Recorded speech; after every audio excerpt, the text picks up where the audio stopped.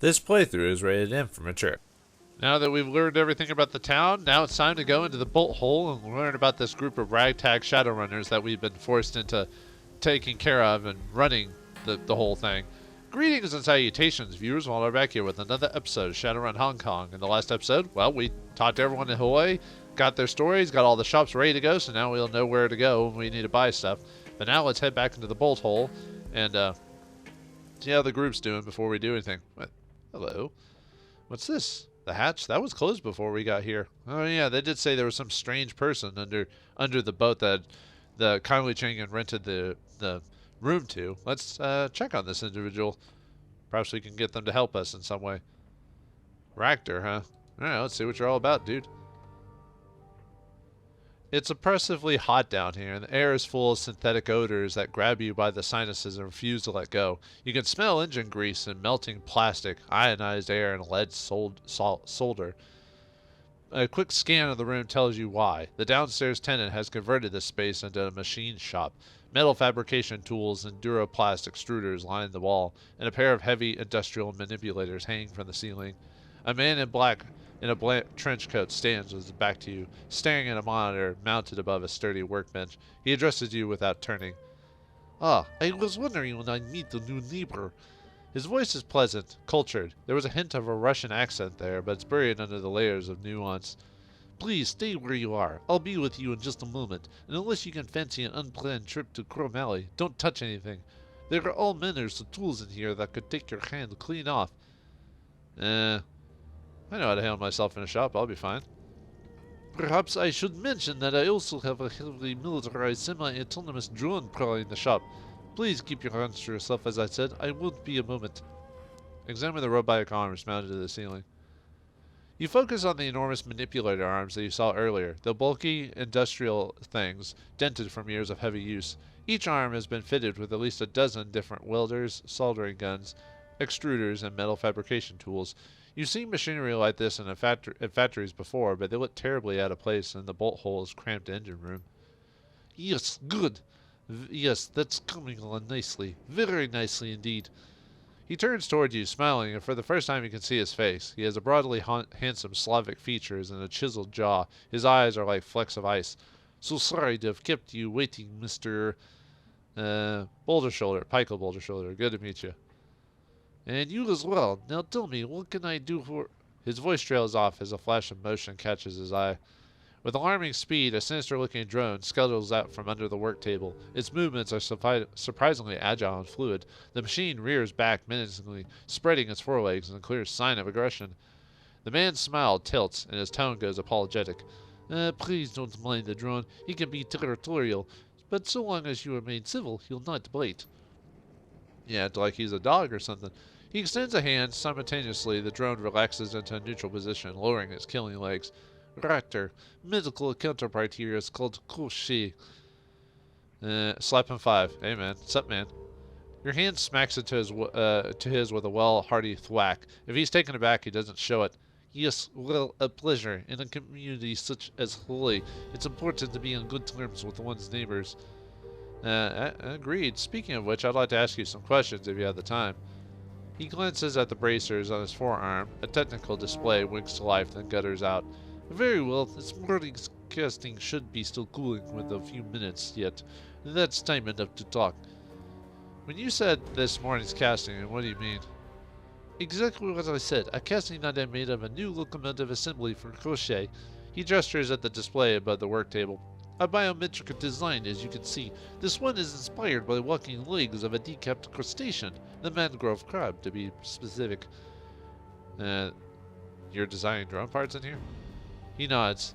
Fabricating them, yes. Wouldn't it be simpler to outsource the fabrication? Simple, yes, but not better. Here, I have ultimate control over the entire process from start to finish. I have the skills to make good use of that control. Drone architecture was one of my professions, see. Now that I have freed myself of the shackles of corporate servitude, I see little reason to rely on outside for much of anything. Crochet is an interesting name for a drone. Yes, I suppose that it is. Not many riggers would name their most prized possession after a villain from a fairy tale. A nod to my heritage, I suppose. And if you have Etiquette Academia, you can say, yes, I know the story you're talking about. Or you can ask him, what was the fairy tale about? His smile widens. Ah, how marvelous. I hadn't thought to meet anyone versed in the Russian classics here in Aloy. I've studied. If memory serves, Cochet's the Deathless was an immortal villain and a kidnapper of women. He nods. Indeed, it was those things, but it was not Cochet's misdeeds that drew me to the name. I suppose that it was the notion of immortality through cleverness that resonated with me. There was something to be learned from that, I was sure. And so when I came to name my beloved creation, his was the first name that came to mind. And is your drone deathless, like its namesake? In a manner of speaking, I suppose that he is. I have redundant copies of every piece of his architecture, and his core programming is stored on disk in a secret location. Should he ever suffer critical damage, I can easily bring him back.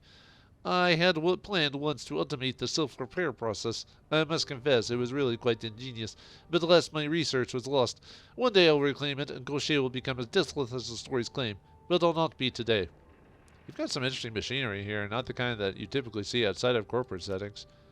He smiles. The same could be said of many, Holy. I'm sure this is a smuggler's den, is it not? Our entire economy is based on people having things that they shouldn't. Is there a particular device that interests you out of courtesy? The robotic arms that you got over there, they look like something taken from an automotive assembly plant. His smile flashes brilliantly in the light. Good guess. That's precisely what they are. They fell off a boat, you might say. They weren't cheap, but I acquired them and had them mounted to the walls of my shop. I simply had to have them. The return on investment is dramatic. Yes, the cruder by far than the whole Wado devices that I used in my professional life, but they still do the job, and they aren't mine. He gazes levelly at the industrial arms, still smiling. They've increased my fabrication capabilities nearly tenfold, and that to me is worth any price. Are you Russian? I thought I caught him an accent there. He nods. You have a good ear. I'm impressed. Yes, I grew up in Nizhny Novgorod. Went to school there, started my career there in the industrial sector. A fairly common story, I'm sure. But I also traveled a great deal, and in so doing, I've absorbed a number of other languages and dialects. How many languages do you speak? Counting Russian and Cantonese? 15. He shrugs apologetically. It seems to me to admit that I'm only literate in 12, however. That's still impressive. Perhaps, when compared to the common man, but I've known a great deal of many polyglots who can and do put me to shame. He gives you other half shrug. Cochet mirrors the gesture. Arabic has been a particular bugbear of mine. The unfamiliar characters and lack of vowels make it damn tricky to get a handle on, but I suppose that all men have their limits. Yeah, polyglots are an interesting thing. It is possible to learn multiple languages depending on the class of school of languages you learn.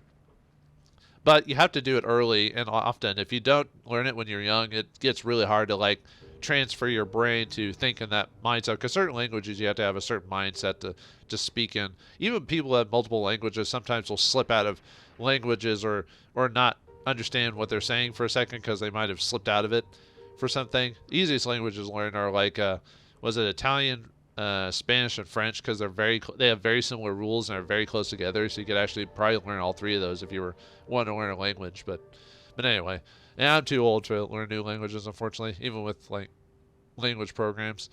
I know a bit of French and some German, but not very well. You said that you used to work for a corps. Whose payroll were you on? He sighs. This is something of a sore subject. My departure was involuntary, you see. I did not part ways with my employer on the best of terms.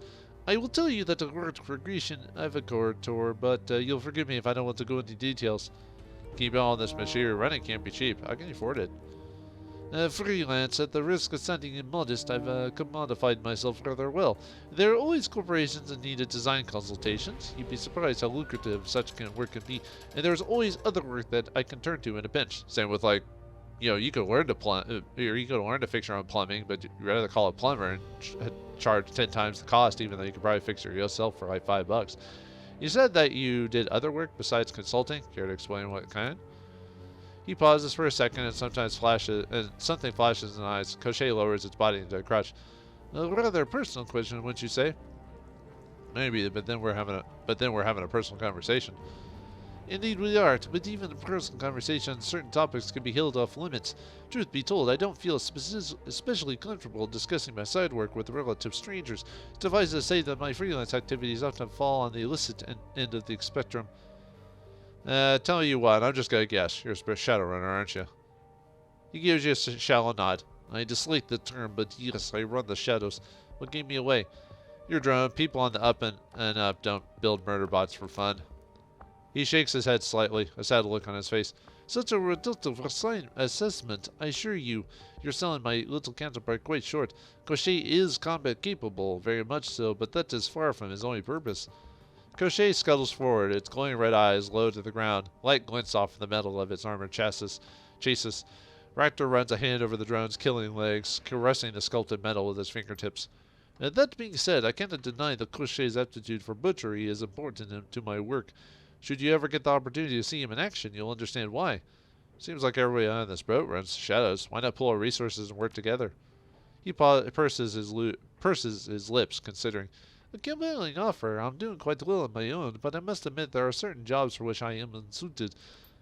Magic eludes me, and I'm not a decker. My strength comes from material objects in the real world. Solid things with mass and heft, things I can build and operate. Sadly, a great many clients are only interested in teams that display a mastery over the intangible.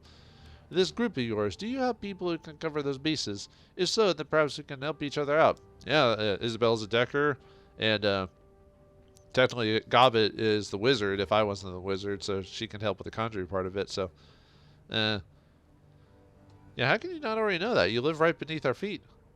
Have you ever rented a coffin apartment in a big city? Do you know all of your neighbors by name? My situation here is much the same. I keep to myself and your friends don't come down to the engine room. The only real connection we share is that we all live in this wreck by Conway Ching's largest. Obviously, there are things that I could intuit about your friends from time here. I'm guessed that they were Shadowrunners. Their behavior fits the profile, but we haven't had any real contact with one another until now.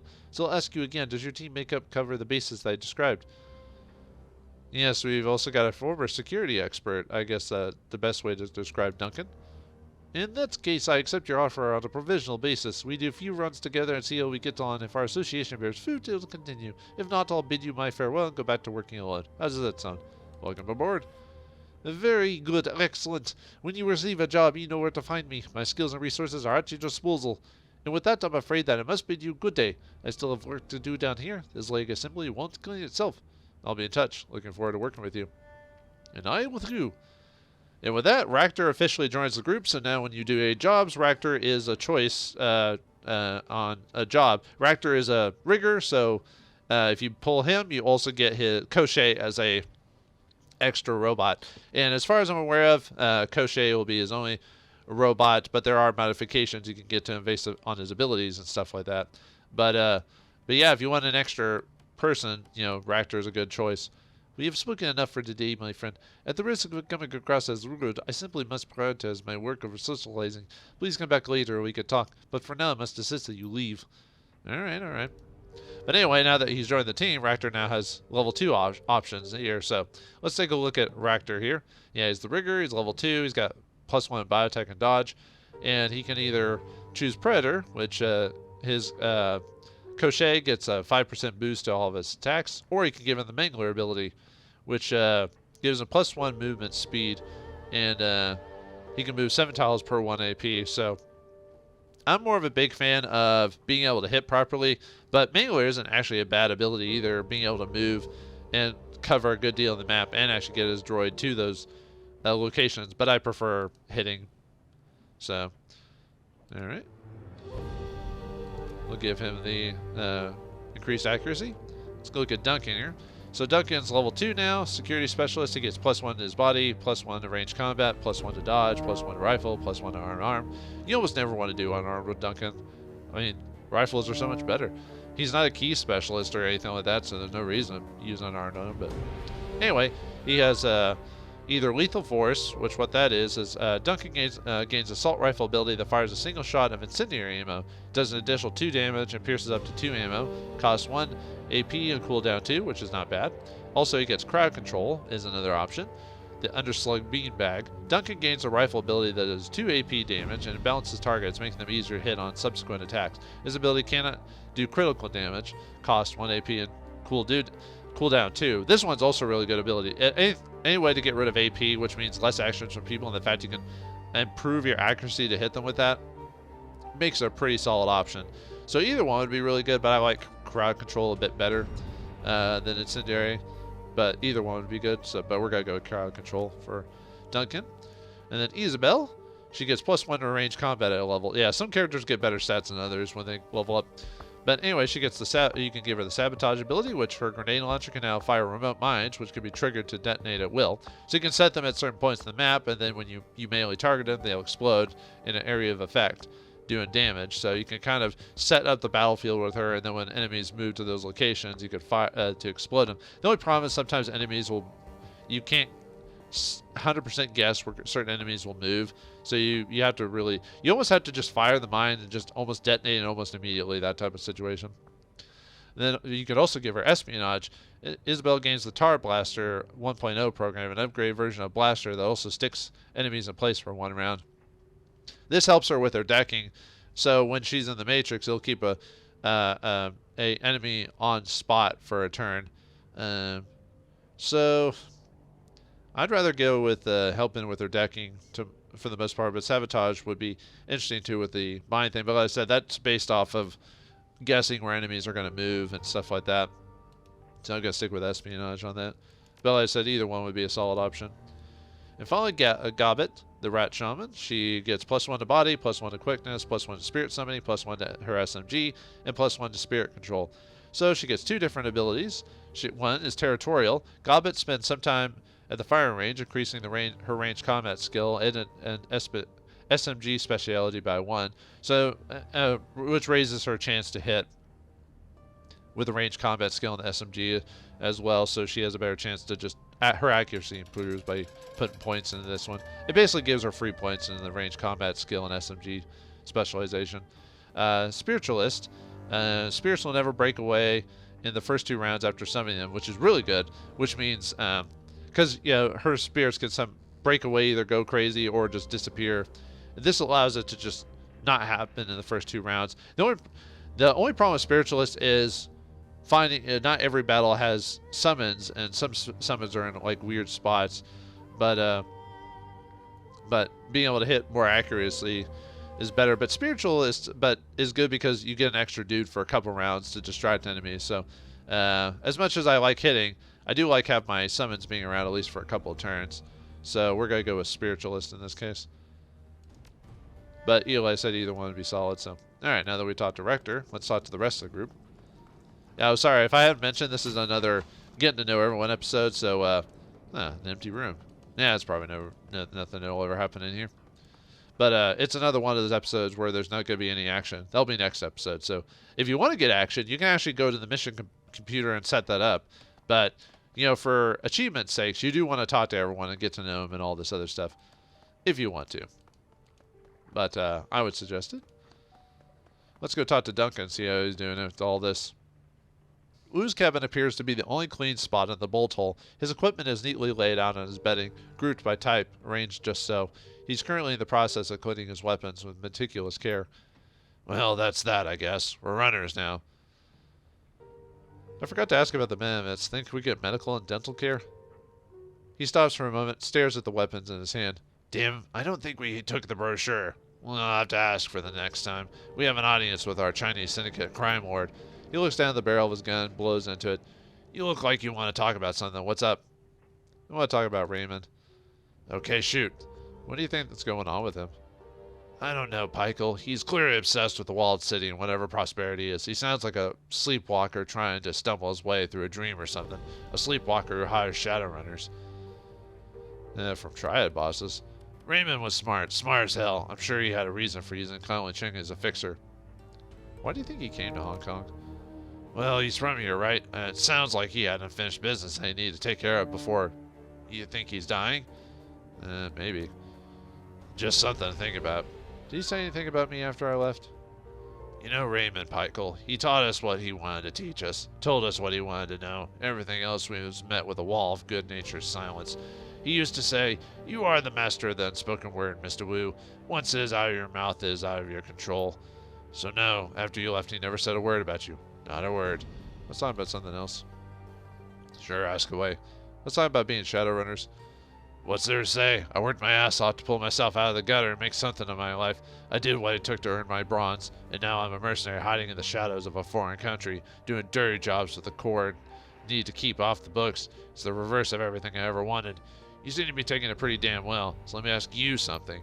You said that this was all about clearing your name and getting the hell out of Hong Kong. Was that true?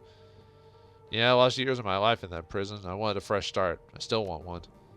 I want that for you too, believe me, but this is all just Raymond for me. I need to understand that what happened to him and who's responsible. I need justice.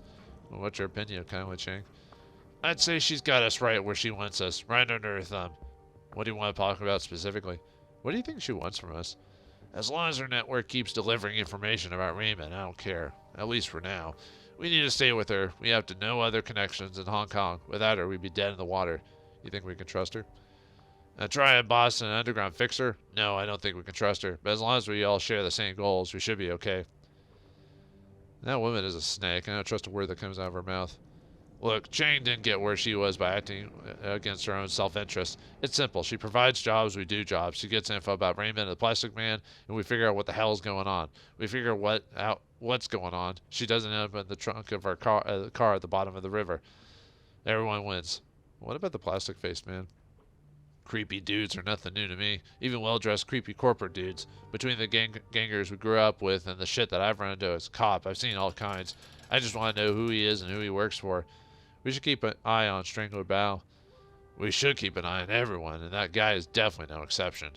You sure got on his bad side earlier. Gotta be careful about making enemies here. We don't know anything about this place. Screw that guy. I'm just trying to watch your back, since you don't appear to be doing a very good job of it. Let's talk about something else. Sure, if you want. Let's talk about Gobbet and Isabel. They seem competent, considering how young they are, but then again, they sound like they've been taking care of themselves since they were pretty young. The three of us worked together well in the walled city. Based on that, I'd bet the four of us would make a solid crew. Do you trust them? As far as I can trust anywhere, yeah, it's like Raymond used to say, trust and verify. They haven't given me a reason not to trust them, so until they do, I'll believe what they say and keep my eyes open. I can't get that dream that I had out of my head. You said you had one too, right? Yeah, yours sounded like a nasty one. I don't remember much about mine. I was pretty creeped out by our run into the walled city. Between that and all the drama, I'd be surprised if I didn't have a nightmare. He shrugs. Was the walled city in your dreams? Of course, the walled city was in my dreams. It was a nightmare, wasn't it? He gives you a lopsided grin.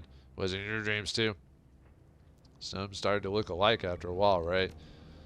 It may look similar, but the walled city felt different. Pikel, thick, heavy, overwhelmed by I don't know, wretchedness, I guess. Whatever, it was the walled city in my dream, for sure. What do you remember about yours? Just little snatches of things. He puts his hand on his hips and concentrates. The walled city was breathing and had teeth everywhere, and there was a tunnel that was so bright that I had to shut my eyes, and Raymond was there. It was either kneeling or lying down. Can't remember which, but he was crying. That's what made me wake up, the sound of my father crying. Did it feel any different from other nightmares you've had? He takes his time, thinks about his answer a bit before he responds. You know how sometimes you'll be mad at a friend in a dream and then wake up still mad at him? Then you treat him like you did something wrong when you see him? It kind of feels like that to me. Like I dreamed I was swimming towards a bright light, and when I woke up I was out of breath for the effort. Let's talk about something else. All right, let's talk later. Later's good. I want to do some cardio, work off the steam. Then it's rack time for me. You should do the same, Pikel. A couple hundred push-ups would do you good. I don't think so, Duncan, but hey, knock yourself out. He shrugs. You're lost. Talk to you later. Yeah, I don't have the strength. I have the body, but I don't have the strength for that, so. And that's just personal joke. You don't have to. It doesn't matter what you choose. Now let's talk to our fellow dwarf, Isabel. See what she has to say. Isabel's cabin is an exercise in controlled chaos. Her living space is utterly dominated by an enormous, jury-rigged computer. Serpentine cables snake from component to component, tying dozens of obsolete terminals and cyberdecks together into a single colossal machine. This is my personal machine. If you're looking for your mission computer, it's downstairs. She doesn't bother looking up. You can see that she's elbow deep in the guts of an obsolete cyberdeck, one of half a dozen that have been wired into her computer with braided cables. Actually, I was hoping to talk to you. Got a second? There was a long pause, and she chirps out a response. We're talking now, aren't we? I guess so, yeah. Can I ask you a few questions? She leans in, scrutinizes the innards of the obsolete deck. Go ahead, I'm not stopping you. Have you been having weird dreams recently? Her body goes still. Yes, I think that everybody has. Me too, I've just been having horrible nightmares. I know, it happens more often than you think. She tilts her head in the direction of the walled city. This kind of mass psychosis was common where I grew up. Everybody got it. Mass psychosis seems like more like magical phenomenon to me. Her voice quickens. I don't really know what it is, but I don't think I want to. I just want to work at my computer in peace. That's quite a machine you're working on. Care to tell me about it?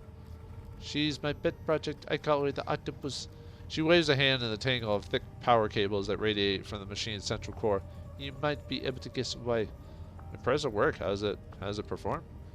She's a monster. She yanks a fried chip from a deck's motherboard and neatly sets it aside, then fumbles in a nearby bin for a replacement. An absolute beast. Why bother building your own machine? Don't you have enough to buy something new? She scoffs at you. Of course I do. This isn't what it is about. I built the octopus myself. She's mine, and no one else in the world has one. I really doubt it. With a world as big as this and how many deckers and stuff like that exist, I really doubt it. They might not call it the octopus, but... She chuckles to herself as she eases a cart into an empty expansion slot. Most deckers are early adopters. They buy whatever's newest, shell out huge amounts of nuyen in hope of riding the bleeding edge. Stupid. It's an arms race. Deckers do what they have to do. They do what's easy, throwing money at the problem. Amateurs. For a quarter the price of that whiz news cyber deck, I could have 5 of last year's model, and after I finish daisy chaining them together, the machine that I built would run circles around your store-bought wonder. Yeah, and you'll need a flatbed truck to carry it. Do we look like we're hunting for space, do you? She rummages in a bin to her left and pulls out a stick of solid-state memory. It's disappeared in the deck that she's working on. I've got a whole boat to work with, your cabin included, if I told the Gobbet I needed it. Maybe I guess I wouldn't mind. A long pause. Huh? Well, I was joking, but if you're really okay with it, I might someday. We'll see. What about your portable gear, your cyber deck, software, that kind of thing? It gets the job done. Might not be top of the line, but I'm comfortable using it in the field. If you should happen to come across any more advanced hardware or software, either on the job or on the discount rack at Law's Technopolis, I'm not above taking donations, but barring that, I'm fine with using what I've got. Your call. Can I talk about the ambush at Victoria Harbor? I'd rather not. I lost friends there. Duncan and I didn't come out of the attack unscathed either. They shot Carter down, same as your friends. She was your friend? Or was she your friend? You didn't seem that close. She returned her attention to the octopus, turning her back to her. I'd like to get to know you better. Tell me something about yourself. Something? She pauses for a moment. Okay, I don't like small talk. Does that count? Sure. It tells me that you don't want to be social. Look, it's not the personal. I just don't think I'm a very interesting person. Most people say that about themselves. I don't think I'm a very interesting person, although that's probably true in my case. She shrugs. Sorry if that disappoints you. You don't like talking about things other than your computer very much, do you? There is a long pause before she responds. When she does, she sounds vaguely hurt. I prefer not to. Not the person, it's just the way that I am. Well, there's nothing wrong with that. I just want to know who I'm running with, don't you? Yes, you're still a mystery to me. There's a long pause. I don't like mysteries, but I do enjoy solving them. Like Velma. Except you're the good Velma, not that other Velma, if you know what I'm talking about. She turns, gives you her full attention. So here's what we're going to do. I'm going to ask you a question, something personal. After you've given me an answer, you get to ask me something. Think of it like a game of questions. We take turns until one of us quits. Deal? Deal. You go first. Ask away. She studies your face. We'll start off easy. Tell me what you really think of Duncan. Let's see. We're old friends who drifted apart, that's all. Huh. You seem to mean more to him than he does to you. Well, you've answered my question. I guess that makes it your turn. How long have you been running the Shadows with Gobbet? That's a good question. I guess about 4 years now. A decent stretch by anyone's reckoning. And that would make it my turn. She pauses, considering. So tell me, what was your connection to Raymond Black? He was a rich old man who wanted to buy the gratitude of some street kids. I accepted. Interesting. You and Duncan have very different takes on the same story. Your turn. Ask me a question and I'll give you an answer. By the way, this has no relevance to the major story. It's more just filling in your backstory for your personal preferences. How do you and Gobbet meet? Her brow furrows, and after a moment she screws her eyes shut. We met as kids in the walled city. My prison was her playground. You okay, Isabel? Of course I'm okay. I'm fine. She shifts her gaze to the octopus. I just have a hard time remembering those days. My childhood is kind of a blur. And that brings us back to my turn. She gestures at the cabin walls around you. You enjoy it, don't you? Living like this, look at the shadows. Yeah, Raymond Black was wrong. This is what I was born to do. She nods slowly. I knew it. I could read it all over you. Your turn again. Go ahead and ask me something. Where'd you learn to deck? The Wampoa. I lived there for a while after escaping the Wild City. The people there were difficult. We didn't get along, but it was a great place to learn. My turn again. Her head tilts as she studies your face. And I think my last question for you. You're stuck here, marooned. You and Duncan both. He's obviously unhappy with the situation. He keeps going on about things that he left behind. But what about you? Is there anything that you want to get back? Yeah, I left something important behind my entire life. You still got the life. It might not be the one that you want, but you've got it. Considering what went down in the docks, that's saying something. She glances down at the clock on her desk, an antique model with physical hands that look like it was wrenched out of a submarine. A frown spreads across her face. Shit, it's even later than I thought, and I still got a long way to go before the octopus is fixed. She begins to turn away, her attention fixed on the stack of partially disassembled cyberdecks arrays in front of her. Aren't you forgetting something? She stops in place, fidgets. If you got another question, go ahead and ask, but be quick about it. I need you to tell me what you can about the walled city. Her voice goes quiet. Why? Because Raymond Black wanted to go in there and somebody destroyed my life to keep him from doing that.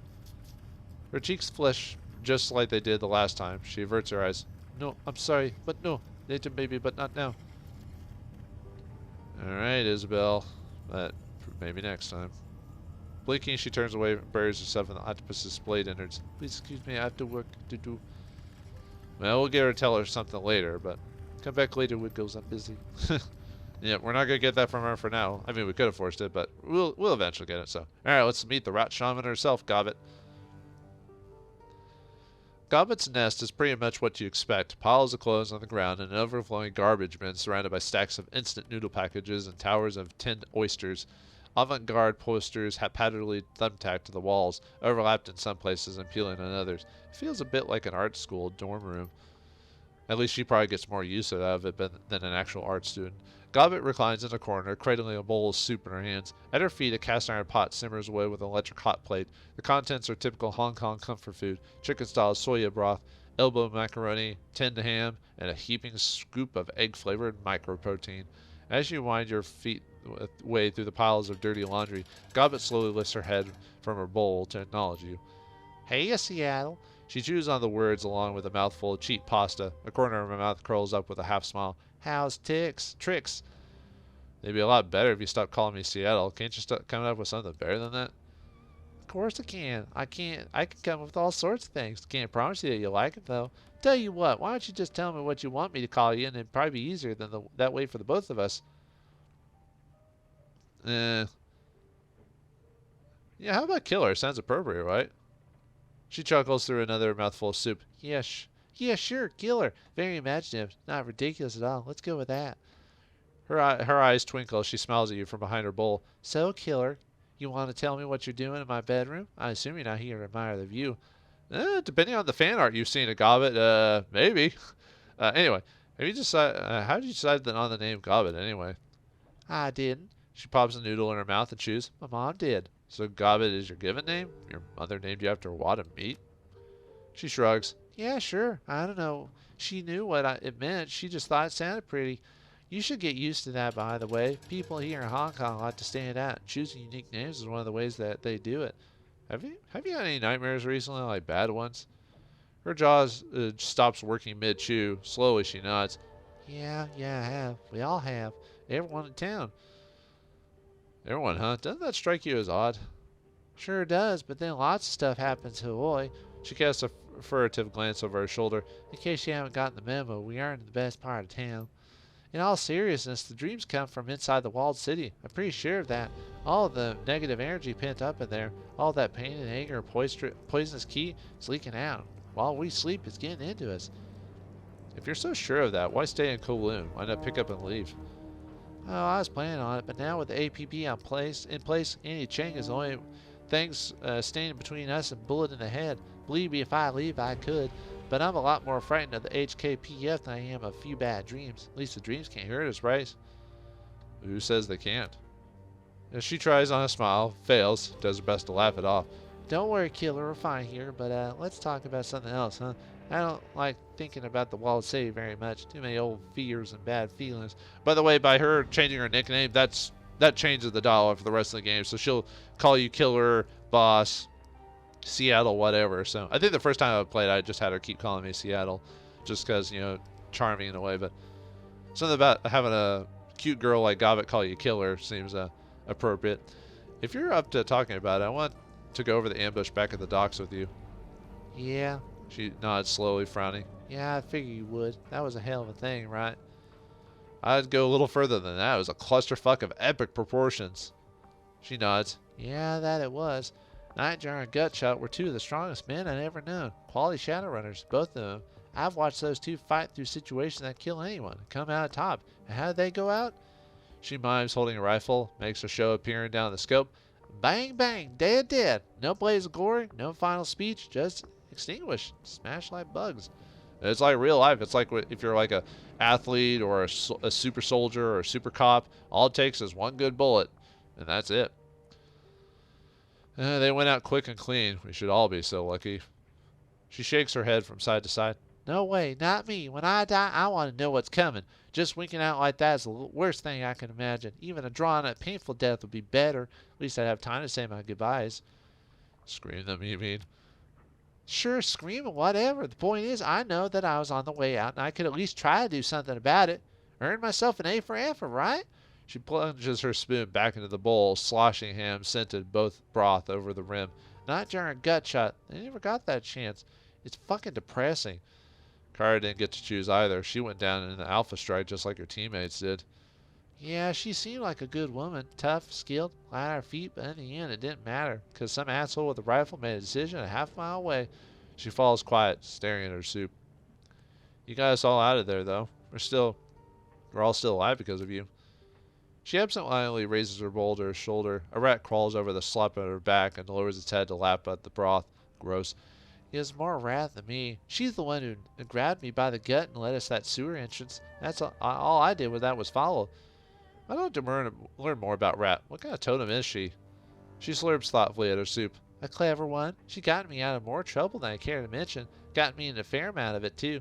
But I can always count on her to leave me out of hot water when I need to. I can feel it in my belly, you know. Sort of a tugging sensation. I've long since learned to follow it. At least a little bit more helpful than the dragon spirit in Dragonfall. The dragon's like, go fight tough shit. And I'll give you power. And that's pretty much it. I wasn't aware that totems took such direct control of shamans. Usually they don't. Me and Rat, we have a sort of special bond. She takes care of me, and I've always done my best to take care of her. Another pair of beady eyes blinks up at you from Gobbet's hip. A second rat scurries up her shoulder to join the first. And to pamper her earthly children, just like these two. Meet Madness and Folly. Hey? They say hi. She brushed her finger across the white rat's mottled coat. Don't trust Folly. She bites. Do you always let your rats drink out of your own bowl? She shrugs. Sure, why not? We're all part of the same nest. Is that hygienic? Probably not, but I've never gotten sick, so probably the rat shaman's spirit cleansing her body every time. She raises an eyebrow, scoops a noodle out of the bowl, and pops it in her mouth with a satisfying smile. How'd you come across Madness and Folly? She raises an eyebrow. I looked outside. I mean, the rats. Hong Kong isn't experiencing a rodent shortage or anything. So you just picked them off the street? Yep, think of them as rescue vermin. You could probably do the same if you wanted to. It's easy. Just walk into any alleyway in Kowloon after sundown and stick your hand in the first dumpster or storm drain that you come across. Keep fishing and around until you touch fur. That sounds like a really bad idea. Yeah, in retrospect, it might have been. She continues to brush his Folly's coat. The creature chirps happily at her touch. Odds are about 50-50 you get your hand chewed off. I'd probably feel bad about that. You seem pretty comfortable with all this. Been running the shadows for a while? She dips her chin. A long time. Started when I was just a kid. You're still a kid now, Gobbet. What are you, 19? She rolls her shoulders, shrugs. Something like that. Your guess is as good as mine. Doesn't change the fact that I've been doing this for years. You started yesterday. Matter of fact, Killer, I think I'm going to make a project of you. Take you under my wing, so to speak. You need a wizened mentor? Might as well be me. You aren't wizened, Gobbet. Back in Seattle, you couldn't even order a drink without a fake ID. She smirks. Good thing we're not in Seattle then, but my point is still valid. You need to learn the basics, and I'm offering. Starting the next time you visit, I'm going to teach you all about being a Shadowrunner. You're going to benefit from a bountiful experience. Wait and see. Lucky me. Gobbet stretches, stifles a yawn. Her rats scurry from her shoulder down to her hips. She taps the simmering pot on the floor with her boot. The soup inside is reduced down to a thick, vicious gravy. You know, Killer, this has been a nice chat and all, but it's getting late. I still have the rest of the hot pot to power through, so without wanting this to get awkward, she glances towards the door. Yeah, I could help you with that if you wanted. Thanks, but no thanks. Smirking, she brushes Folly's coat with the knuckles of her left hand. You can go get your own food. Now would be a good time. All right, I get it. Talk to you later, Gobbet. Yeah, we'll do that. It'll be fun. It's been a long day, and you're still in my room. Why are you still in my room? She waves you off. Go away, Killer. We can talk more later if you want, but right now you're cutting my beauty rest. No, she needs it. Like I said, you check some of that fan art of Gobbet. Anyway, so that's it for the crew. So we got ourselves a friend / family member in the security specialist Duncan. We got the quiet but enigmatic Isabel on her little decking octopus computer. Gobbet, the rat shaman who makes friends with rats and is a very poor hygienic person. And then we got Rector, the drone rigger, who really loves drones. Like, really loves drones. But will they work together in accordance with any jobs that come up ahead? What awaits us for the newly formed Shadowrunner crew? We'll find out next time in the next episode of Shadowrun Hong Kong. Thanks for watching, hope you enjoyed, and I'll see you next time.